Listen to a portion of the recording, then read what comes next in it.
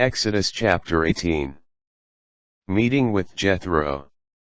Now Moses' father-in-law Jethro, the priest of Midian, heard of all that God had done for Moses, and for his people Israel, how the Lord had brought Israel out of Egypt. So his father-in-law Jethro took along Zipporah, Moses' wife. Now this was after Moses had sent her back, and her 2 sons. One of these was named Gershom, for he said, I am a resident alien in a foreign land. The other was named Eliezer, for he said, the God of my father is my help. He has rescued me from Pharaoh's sword, together with Moses' wife and sons. Then, his father-in-law Jethro came to him in the wilderness, where he was encamped at the mountain of God.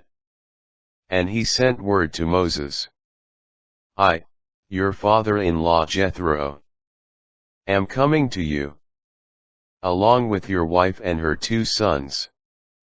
Moses went out to meet his father-in-law, bowed down, and then kissed him. Having greeted each other, they went into the tent. Moses then told his father-in-law of all that the Lord had done to Pharaoh and the Egyptians, for the sake of Israel, and of all the hardships that had beset them on their journey, and how the Lord had rescued them. Jethro rejoiced over all the goodness that the Lord had shown Israel in rescuing them from the power of the Egyptians. Blessed be the Lord, he said, who has rescued you from the power of the Egyptians and of Pharaoh. Now I know that the Lord is greater than all the gods, for he rescued the people from the power of the Egyptians, when they treated them arrogantly. Then Jethro, the father-in-law of Moses, brought a burnt offering and sacrifices for God.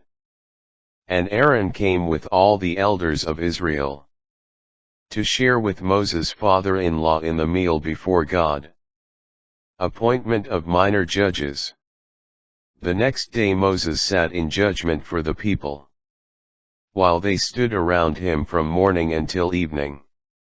When Moses' father-in-law saw all that he was doing for the people, he asked, what is this business that you are conducting for the people? Why do you sit alone, while all the people have to stand about you, from morning till evening? Moses answered his father-in-law, the people come to me to consult God. Whenever they have a disagreement, they come to me to have me settle the matter between them, and make known to them God's statutes and instructions. What you are doing is not wise. Moses' father-in-law replied, you will surely wear yourself out, both you and these people with you. The task is too heavy for you. You cannot do it alone. Now, listen to me, and I will give you some advice. And may God be with you. Act as the people's representative before God, and bring their disputes to God. Enlighten them in regard to the statutes and instructions, showing them how they are to conduct themselves, and what they are to do. But you should also look among all the people for able and God-fearing men, trustworthy men who hate dishonest gain, and set them over the people as commanders of thousands, of hundreds, of fifties, and of tens. Let these render decisions for the people in all routine cases. Every important case they should refer to you, but every lesser case they can settle themselves. Lighten your burden by letting them bear it with you.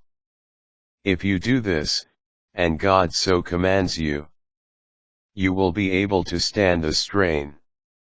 And all these people, too, will go home content.